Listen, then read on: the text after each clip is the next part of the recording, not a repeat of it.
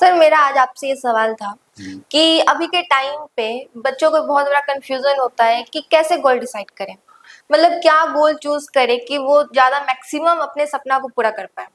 और वो goal decide करने के लिए कौन कौन से फैक्टर या कौन कौन से पॉइंट्स को वो ध्यान में रखें। देखिए, गोल सेट करने से पहले सबसे इम्पोर्टेंट होता है वो खुद को एनालिसिस करें। खुद को एनालिसिस करने का मतलब होता है अपना मेंटल और फिजिकली उसका एबिलिटी क्या है, उसका मेंटल लेवल क्या है, कितने स्ट्रेस लेवल को अपने लाइफ में वो झेल पाते हैं। और दूसरा सबसे इम्पोर्टेंट होता है अपना फैमिली बैकग्राउंड, मतलब आप किस फैमिली से बिलोंग करते हैं, आपका रिलेशनशिप रिलेटिव का माइंडसेट कैसा है, कि short term goal, long term goal, कैसा वो आपके माइंडसेट रखते हैं फैमिली वाले। और थर्ड आता है कि आप अपने फैमिली का फाइनेंशियल स्ट्रेंथ, मतलब फाइनेंशियल स्ट्रेंथ ही डिसाइड करेगा कि आपका गोल कितना लॉन्ग लास्टिंग रहेगा। ये गोल में सबसे इम्पोर्टेंट हो जाता है फाइनेंशियल प्रॉब्लम, क्योंकि बच्चा क्या करता है, शुरुआत तो कर लेता है लेकिन फिर बीच में आके एक फाइनेंस से बहुत बड़ा मुद्दा बन जाता है उस समय। तो उस समय बच्चा के मन में एक प्रॉब्लम क्रिएट होता है कि आगे इसको बढ़ें या फिर यहीं से स्किप करें। तो ये होता है, ये प्रॉब्लम आने से पहले ही हम डिसाइड कर लें कि मेरा गोल में फाइनेंशियल कितना जा सकता है। और लास्ट आता है आपका जो किसी को देखकर, किसी को सुनकर या किसी के इन्फ्लुएंस में आके आप गोल नहीं सेट करें। गोल सेट करने से पहले आप देखें कि मेरा मेंटली और फिजिकली हम कितने एक्टिव हैं, उस फील्ड में हम जाने लायक हैं कि नहीं, तब अपना आप गोल डिसाइड करें। क्योंकि और लास्ट जो सबसे इम्पोर्टेंट होता है कि जब भी गोल डिसाइड करें, सबसे इम्पोर्टेंट होता है कि हम क्यों करें उस काम को। क्योंकि जब आपको ये पता चल जाता है कि ये गोल हमको क्यों अचीव करना है, जैसे डॉक्टर बनना है, इंजीनियर बनना है, तो क्यों बनना है हमको, जब आपका क्यों बनना स्ट्रांग रहता है तो उस चीज़ को कैसे करें, मैंने, क्योंकि जो भी आप गोल सेट कीजिएगा उसमें तो बहुत सारे प्रॉब्लम्स आएंगे। जब प्रॉब्लम्स आएंगे तो जब आपके मन में क्यों रहेगा स्ट्रांग कि नहीं हमको बनना ही है, नहीं हाँ किसी भी कंडीशन में, तो आप किसी भी तरह से उसको आप कैसे करें ये आप खुद में खुद कर लीजिएगा। और नेवर गिव अप का सवाल ही मन में नहीं आएगा। जितना भी स्ट्रगल होगा, टाइम लगेगा, प्रॉब्लम आएंगे, लेकिन फेस करके आप उस गोल को अचीव कर पाएंगे। तो ये 4-5 पॉइंट जो है कि किसी भी गोल को सेट करने के लिए बहुत इंपॉर्टेंट है। पहला मेंटल और फिजिकल एबिलिटी, दूसरा फैमिली बैकग्राउंड कैसा है आपका, और फाइनेंशियल स्ट्रेंथ, और क्यों करें। ये चारों पॉइंट को सोच के ही आप अपना गोल डिसाइड करें। जैसे कि सर अभी आप बात के इन्फ्लुएंस का कि किसी को भी देख के अपना गोल कभी कभी होता है कि बदल जाता है। तो इस चीज को कैसे, मतलब कि एक तरीके से हम अपने गोल पे अडिग रहें कि नहीं हमको वही करना है, या फिर जब इन्फ्लुएंस में आके बच्चा जब गोल बदल लेता है तो वो मैक्सिमम किस कारण से होता है। देखिए, बच्चा क्या करता है, जब हम किसी को देखते हैं कि वो बहुत पैसा कमा रहा है या उसको बहुत स्टारडम मिला है इस फील्ड में बहुत ज़्यादा, तो हम उसके मंजिल को देखते हैं, उसके रास्ते, उसके जर्नी के स्ट्रगल को हम नहीं देख पाते हैं, जो कि सबसे इम्पोर्टेंट है। गोल अचीव करने में मंजिल से ज़्यादा इम्पोर्टेंट होता है उसका जर्नी। तो हम लोग उसको नहीं देखते हैं कि वो जो टाइम एक्सपेंड किया है, उसके वहाँ तक पहुँचने में क्या क्या स्ट्रगल हुआ है, कैसे वो अपने को संभाला उस दौर में और उस मंजिल को पाया। हम उस चीज़ को नहीं देख पाते हैं, हम सिर्फ देखते हैं उसके मनी और उसके स्टारडम को। ये देख के हम गोल सेट कर लेते हैं, बट अपना हम ये नहीं देख पाते हैं कि मेरा मेंटल लेवल क्या है, मेरे मेरे फैमिली सपोर्टिव हैं कि नहीं, फाइनेंशियल कितना लगा उसमें, और मेरा अपना फिजिकली और मेंटली हम कैपेबल हैं कि नहीं उस चीज़ को पाने के लिए। बस एक तरह से इन्फ्लुएंस हो गए कि किसी के बहकावे में आके, किसी को देख के, किसी को सुन के या किसी के कहने पे अपना हम गोल सेट कर लिए, जो कि गलत होता है। कुछ देख लो सही होता है, आप स्टार्ट ले सकते हैं, कुछ दिन कुछ महीने चल सकते हैं, लेकिन बीच में आपको फिर स्किप करना पड़ जाएगा। मतलब कि इन्फ्लुएंस में आके अपने गोल को नहीं सेट करना नहीं, चाहिए। गोल सेट करने से पहले यही 4 फैक्टर बहुत इंपॉर्टेंट होता है। आपका बॉडी लैंग्वेज और माइंडसेट क्या है आपका, फैमिली कितने आपके गोल के प्रति सपोर्टिव हैं, और आपका डेडिकेशन, माने आपका चाहत उसको पाने के प्रति कितना है। क्योंकि जितना आपका डेडिकेशन रहेगा ना, उतना गोल का सक्सेस रेट बढ़ जाएगा। तो सर कभी कभी ऐसा भी होता है कि सब कुछ मतलब फेवर में होता है और हम जो गोल डिसाइड किए तो गोल डिसाइड ही नहीं कर पा रहे। जैसे बहुत सारा 4-5 फैक्टर, जैसे अगर कोई बच्चा होता है कि हमको इंजीनियर बनना है, तो वो डिसाइड नहीं कर पाता है कि हम कहाँ पढ़े या फिर किसके गाइडेंस में जाए या फिर क्या पढ़ ले तो हमको वहां तक, मतलब वो रास्ता नहीं उसको पता चल पाता है।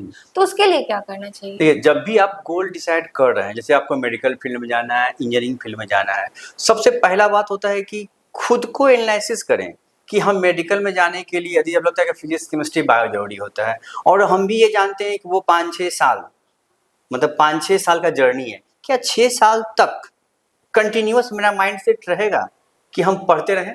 6 साल तक मेरा फैमिली मेरा सपोर्टिव रहेगा मेरे प्रति?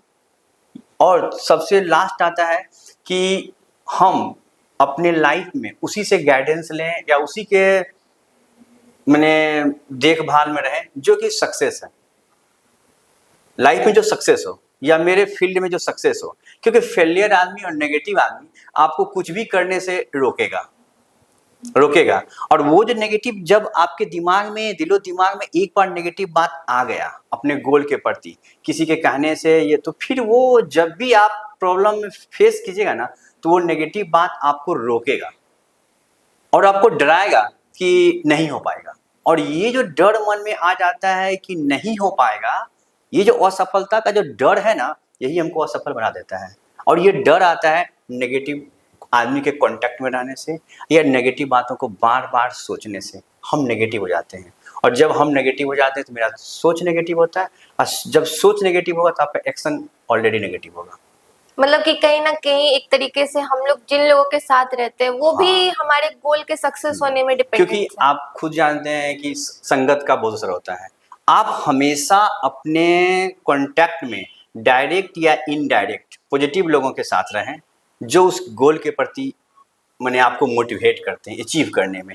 वैसे आदमी के साथ ना रहें जो आपको हमेशा डीमोटिवेट करते हैं कि तुम नहीं कर सकते हो, जो आपके प्रॉब्लम्स को सिर्फ याद दिलाते हैं कि इसमें ऐसा होगा, इसमें ऐसा होगा, तुमसे नहीं होगा, तुम आपके कमजोरियों को वो बार बार दिखाते हैं। वैसे लोगों से दूर हो रहें, चाहे वो अपने फ्रेंड्स रिलेटिव ही क्यों ना हो। जो मेरे कमजोरी को बार बार हमको बताता है, इसका मतलब है हमको वो ज़्यादा कमज़ोर कर देता है, जिसके कारण कभी कभी मतलब कि मेरा सब कुछ अच्छा होते हुए भी अपने गोल को अचीव नहीं कर पाते। क्योंकि खामियां जिसमें खूबियां हैं उसमें खामियां भी होता है। तो हमारा सबसे इम्पोर्टेंट होता है मेरे, हम वैसे आदमी के कांटेक्ट में रहे जो मेरे खूबियों को बताए, जो मेरे अचीवमेंट को बताए कि हमने ये अचीव किया। वो अचीवमेंट ही हमें मोटिवेट करता है नेक्स्ट गोल को अचीव करने के लिए, जो सबसे इम्पोर्टेंट होता है। तो सर, और अगर मान लीजिए कि कोई बच्चा जो है वो फेवरेबल कंडीशन में भी हो और उसका सराउंडिंग भी अच्छा हो, पर वो मेंटली किसी बात पे टॉर्चर है, मतलब कि पुराने बात को अपने गोल में ले आता है या फिर किसी पुराने बात को लेकर डिप्रेस्ड हो जाता है पढ़ते पढ़ते, या फिर पढ़ाई में किसी वजह से मन नहीं लग रहा है, तो वैसे बच्चे को क्या करना चाहिए? देखिए, जो आदमी, बहुत सारे स्टूडेंट होता है जो पुराने अपने फेलियर्स को या बैड सिचुएशन को अपने दिलो दिमाग में बैठा लेते हैं और उसको लूप की तरह वो मतलब घुमाते रहते हैं जब भी एकांत में रहते हैं। ये तो ऐसे लोगों को, ऐसे स्टूडेंट को बचने के लिए एक ही उपाय है कि वो छोटे छोटे अचीवमेंट जो उनके लाइफ में आता है, सपोज करिए क्लास में कोई अच्छा किया या कुछ एक नोमेरिकल बना लिया, कुछ भी अचीवमेंट होता है ना, छोटे छोटे अचीवमेंट को वो उसको हैप्पीनेस में मतलब वो सेलिब्रेट करे, उसके जो रिलेटिव हैं या फ्रेंड्स हैं उसको मोटिवेट करे उस अचीवमेंट को लेके। तो जो नया नया अचीवमेंट जो हासिल कर रहा है, जब उसको वो मोटिवेशन के रूप में ले लेगा, उसको अच्छा लगेगा, तो अपने पास्ट के बैड सिचुएशन को वो भुला पाएगा। क्योंकि जब तक आप नए चीज़ों को नहीं लाएगा, पुराने चीज़ रिप्लेस नहीं हो पाएंगे। तो वैसे बच्चे के लाइफ में नया नया इवेंट, नया नया अचीवमेंट यदि वो लाते हैं तो घर वाले, फैमिली, फ्रेंड्स और टीचर्स को ये होता है कि इसको अचीवमेंट को बार बार याद दिलावे और तुम कर सकते हो, तुम कर सकते हो, तुम में ये है, तुम में वो क्षमता है, तुम करो, हम तुम्हारे साथ हैं। ऐसा जो है ना, उसको सपोर्ट मैंने एहसास कराना कि हम तेरे साथ हैं और तुम कर सकते हो, तुम में ये क्षमता है, तुम ये काम किए हो और आगे भी ऐसा तुम कर लो, ट्राई तो करो। तो ऐसा जो ये जो होता है, मेरे सपोर्ट में भी कोई है, हम पास्ट में ऐसा किए भी हैं और आगे ये कर लेंगे, ये उसको मोटिवेट करता है अंदर से। क्योंकि बच्चा जब खुद से अंदर से जब तक मोटिवेट नहीं होगा ना, तब तक वो बाहरी कितना भी उसको मोटिवेट कर दें, वो अचीव नहीं कर पाएगा। इंटरनल मोटिवेशन बहुत जरूरी होता है, वो जिसको बोलते हैं इमोशनली। तो इमोशनली तो घर के मेंबर्स या फिर क्लोज फ्रेंड्स हाँ, ये सब कर फ्रेंड्स, सकते हैं। रिलेटिव, और सबसे बड़ा चीज़ होता है कि बच्चा जो सबसे उसके जो वेल विशर होते हैं, चाहे वो सर हो सकते हैं, बड़ा भाई बहन हो सकता है, या फिर उसके कोई रिलेटिव जो उसको जिसका गाइडेंस में वो अपना गोल को अचीव कर रहा है, उनका योगदान बहुत ज़्यादा होता है, डायरेक्ट और इनडायरेक्ट। सर कभी कभी ऐसा भी होता है कि गोल जो डिसाइड किए हुए हैं उसमें आगे जाते जाते बहुत सारा फैक्टर आ जाता है, जैसे कि मैक्सिमम मोबाइल देखना जो कि आज के ज़माने में ज़्यादा हो रहा है। पढ़ना चाहता है बच्चा पर पढ़ नहीं पा रहा है, क्यों? क्योंकि किसी न किसी वजह से वो मोबाइल में बिजी है, उसी में डिस्टर्ब्ड है। तो उस चीज़ से कैसे निकले? देखिए, किसी भी गोल को करने में या कोई भी काम स्टार्ट करते प्रॉब्लम्स तो आएंगे, तो हमको प्रॉब्लम्स को आना, जैसे मोबाइल का आना, फ्रेंड्स का आना, गेम खेलना, इसको डायरेक्ट हम हटा नहीं सकते हैं, क्योंकि इसको हम मोड़ सकते हैं। जैसे सपोज कि बच्चा मोबाइल पे क्यों जाता है, क्यों जाता है, इसका मतलब है उससे मोबाइल से ज़्यादा इंटरेस्टेड चीज़ उसके लाइफ में नहीं है, उसके लाइफ में नहीं है। सपोज कि कोई बच्चा फ्रेंड्स के साथ में ज़्यादा टाइम स्पेंड करता है, ये इसका मतलब है कि ब्लैंक टाइम, मतलब यदि घर वाले उसके रिलेटिव या फ्रेंड्स या पेरेंट्स या कोई भी उसको फील करवाए कि उसका टाइम नहीं दिन में घर पे कटता था, तब वो तीसरा आदमी को ढूंढता है, मतलब फ्रेंड्स को ढूंढता है।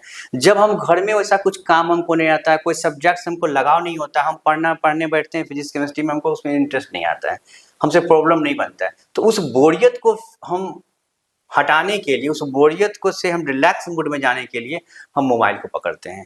यदि हमको सब्जेक्ट में इंटरेस्ट आ जाए, तो सब्जेक्ट में इंटरेस्ट आ जाए, या मेरे कोई वेल विशर मेरे सर या फ्रेंड्स हों जो हमको उस सिचुएशन में हमको मोटिवेट करें, मेरे साथ बात करें, मेरे प्रॉब्लम को समझे, मेरी फीलिंग को समझे, तो फिर हम मोबाइल पर नहीं जाएंगे। तो इसमें सबसे बड़ा योगदान हो जाता है आपका फ्रेंड्स और फैमिली का, कि वैसे बच्चे को समझें, उसके साथ टाइम एक्सपेंड करें और उनके फीलिंग को समझें कि क्यों वो मोबाइल पे जाता है। यदि वो मोबाइल पे जितना देर 2 घंटा 3 घंटा शाम में या रात में रहता है, उसी टाइम यदि हम उसके साथ बैठें और उसके प्रॉब्लम को समझें कि बच्चा क्यों है, क्यों फ्रस्ट्रेट है, ये क्यों डिप्रेस है, ये तो पता चलेगा। उसको कोई सब्जेक्ट समझ में नहीं आता है तो हम फैकल्टी से बात कर सकते हैं, सर इसको कोई सब्जेक्ट क्यों नहीं समझ में आता, चाहे फिजिक्स हो, केमिस्ट्री हो, या फिर उसका हम कोई सब्स्टिट्यूट ढूंढेंगे, कोई उसको गाइडर ढूंढेंगे कि जो उसको समझा सके अच्छे से। तो इस तरह से वहाँ पे रोल सबसे ज़्यादा इम्पोर्टेंट रहता है फैमिली और फ्रेंड्स का, क्योंकि प्रॉब्लम तो आएंगे, नया चीज़ है तो उसको तो डर लगेगा ही, और हर कोई चाहता है क्या कि प्रॉब्लम्स को ना फेस करके हम कंफर्ट जोन में जाएं। मतलब कि मैक्सिमम कम्युनिकेशन गैप होने के कारण बच्चा और पेरेंट्स हाँ, में ये सारा आज के दिक्कत डेट में होता है। सबसे ज़्यादा इम्पोर्टेंट हो रहा है कम्युनिकेशन गैप।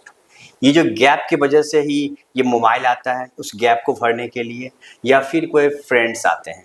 यदि फैमिली में ही यदि हम बच्चे को इन्वॉल्व कर लें तो फिर ये क्यों आएगा। आज हम सब जगह एक घर में रह के सब अलग अलग होते हैं, ना कोई बात होता है, ना कोई हम दूसरे के फीलिंग को समझते हैं, तो वो अपना फीलिंग सोशल साइट पे शेयर करता है, सोशल साइट पे शेयर करता है, अपना फैमिली को ना बता के फ्रेंड्स से शेयर करता है, फ्रेंड से शेयर करता है। उसको लगता है नहीं, मेरे को समझने वाला, मेरे दुख दर्द को समझने वाला, बोलने वाला मेरा एक दोस्त ही है जो दुनिया में सब कुछ है, वो मेरे फीलिंग को समझता है, मेरे फैमिली मेम्बर नहीं ध्यान देते हैं। उसको लगता है कि मेरा दोस्त मेरे प्रॉब्लम को जानता है, वो अपने सर से बात नहीं करता है। उसको प्रॉब्लम है, कोई सब्जेक्ट वो समझ नहीं पा रहा है, तो उसको चाहिए सर को कितना हम फ्रेंडली रहें कि वो अपने सारे प्रॉब्लम्स को मेरे सामने बोल सके कि सर हमको ये प्रॉब्लम है, हम नहीं फेस कर पा रहे हैं, आप थोड़ा इसको मेरे साथ हेल्प कीजिए, हमको गाइडलाइन कीजिए। लेकिन हम सर या पेरेंट्स हम उतने फ्रेंडली रहेंगे तब तो बच्चे हर चीज़ को मेरे साथ शेयर करें, क्योंकि डिस्टेंस मेंटेन रखेंगे तो फिर तो वो दूर भागेगा, और जब यही बहुत दूर हो जाता है तब मेरे को प्रॉब्लम होता है कि बच्चा मेरे को टाइम नहीं देता है, वो कम्युनिकेशन गैप हो गया, और तीसरा चीज़ को अपना लेता है। वो हम नहीं बता पाते तब तो वो मोबाइल पे जाता है, हम उसके फीलिंग को नहीं समझ पाते तब तो फ्रेंड्स के साथ रहता है। तो हम पेरेंट्स और टीचर को ये समझना पड़ेगा कि हम गैप क्रिएट ही ना होने दें, गैप क्रिएट ना होने दें और उसके फीलिंग को समझें। मतलब कि पढ़ाई से ज्यादा जो मैक्सिमम इम्पोर्टेंट है किसी गोल को रखने के लिए वो होता है कम्युनिकेशन बिटवीन टीचर और पेरेंट्स। हाँ, और सपोर्टिव, क्योंकि अभी जो हम बात किए थे कि फैमिली बैकग्राउंड और रिलेटिव, क्योंकि जब आप बोलते हैं मेडिकल करना है या इंजीनियरिंग करना है, ये सब लॉन्ग टर्म गोल में आते हैं। क्योंकि आप बीटेक करते हैं तो 4 साल 5 साल लग जाता है। इंजीनियरिंग करने ये एमबीबीएस करने में आपको नीट क्वालिफाई करने के बाद भी आपको 4-5 साल लगता है। तो 5 साल तक आपके लाइफ में बहुत सारे उतार चढ़ाव आएंगे। कभी आप डिप्रेस होंगे, कभी स्ट्रेस का सामना करना पड़ेगा। तो ऐसे सिचुएशन में आपको कौन उभारेगा, कौन निकालेगा? तो या तो फ्रेंड्स होंगे या तो फैमिली होंगे। तो वहाँ पे इनका रोल बहुत ज़्यादा इंपॉर्टेंट हो जाता है आपके सक्सेस में। सक्सेस में डायरेक्ट और इनडायरेक्ट। डायरेक्ट आपका सब्जेक्ट होता है, टीचर होता है, आपका फ्रेंड्स, लेकिन इनडायरेक्ट आपका फैमिली रिलेटिव बहुत इंपॉर्टेंट होते हैं। तो तभी जाके ये दोनों का मतलब रिलेशन अच्छा रहा आपके लाइफ में, सपोर्टिव, तभी आपका सक्सेस पॉसिबल है सर। पॉसिबल है।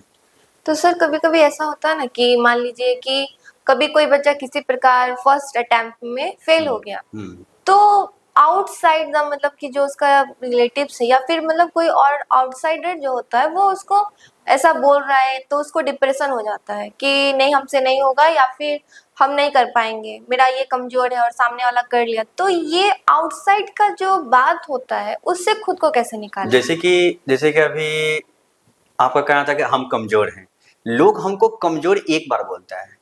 यदि मेरे फैमिली या मेरे टीचर या कोई हमको ये बता दे, हमने बहुत सारे टेस्ट सीरीज में टॉप रैंक लाया है, अच्छे रिजल्ट लाए हैं, या मेरा जो पढ़ाई का है, मेरा कुछ सब्जेक्ट बहुत स्ट्रांग है, कोई सब्जेक्ट की वजह से या बाय लक बैड लक किसी तरह मेरा रिजल्ट नहीं हुआ, लेकिन मेरे पास नॉलेज है। यदि मेरे सर बता रहे नहीं तुम्हें क्षमता है, रिजल्ट कोई मायने नहीं रखता है। यदि हम रिजल्ट की बात करें तो आईआईटी में 10,000 आईआईटीएन बनते हैं, लेकिन लाखों बच्चे 90% से क्वालिफाई होते हैं। क्या सीबीएसई बोर्ड का हम डेटा देखें, लाख प्लस बच्चे होते हैं जो 90+ होल्डर होते हैं, क्या वो सभी फेलियर हैं? फेलियर है अपने लाइफ में? नहीं। रिजल्ट मायने नहीं रखता है। आपका ऐसा नहीं है कि जो नीट क्वालिफाई है वही जीनियस है, उसी का दिमाग है, और विदाउट नीट वाले बेकार है, ऐसा कुछ भी नहीं रखता है। मायने रखता है आपका नॉलेज।